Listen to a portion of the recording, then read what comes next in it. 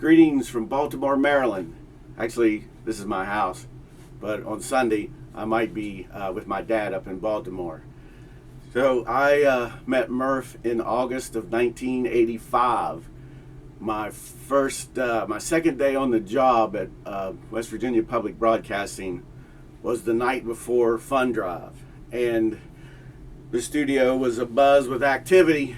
And before I started my internship, they'd already built a stage to put the phone banks on, and there was a 6-foot 2x4 step that went up onto this stage, and Murph gets on it and says, "Hey, this is kind of wobbly, somebody might get hurt," and he told me to go get a hammer. So when I came back in the studio, John Nakashima and everybody had lifted this plank up. Murph was laying on the floor, and they lifted this plank step on top of him, and he was laying there like a turtle on his back, and he was saying, "I told you somebody would get hurt." Welcome to Jump Cut Theater. If things get a little emotional, I might have to stop and start again. So one day, the whole WMPB crew was out to lunch, and Mary Lucille DeBerry was sitting across the table. Murph sat here. My daughter sat here. She was with it. It was her birthday. And I sat here. Mary Lucille was talking Murph's ear off, and they brought a cupcake with a candle in it. My daughter blew it out, and when she did that, Murph leaned back and said, "Oh my gosh, Mary Lucille's still here. Your wish didn't come true." I know a story you probably never heard.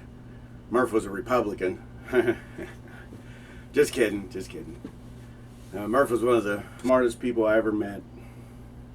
My wife's favorite Murphism is a family staple she likes to use. Sometimes when there's an activity with your family or at work, and you don't really want to do it, but Murph called it, "We must have mandatory fun." So there was a softer side to Murph, even before he got that cat. This was probably 2002.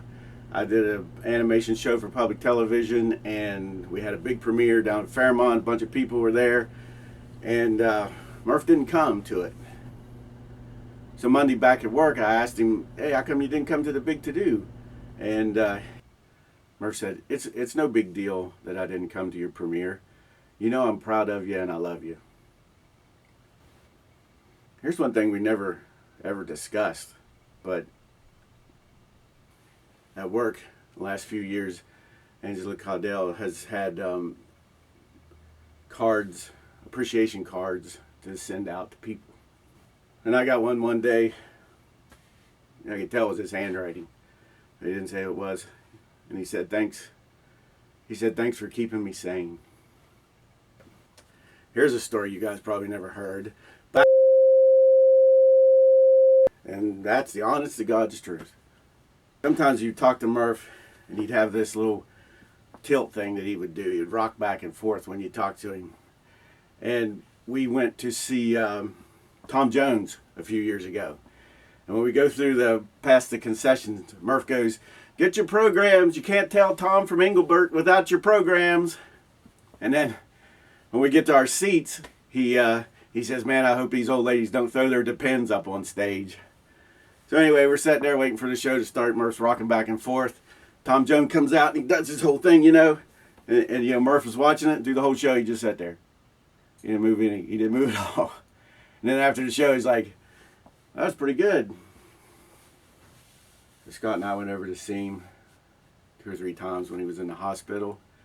So you're watching this on Sunday. 4 days ago on Wednesday, he was going to go with us to see Elton John's last show up in Pittsburgh. And on Friday, I texted him and I said, "You want me to break you out of there and sneak you up to the show?"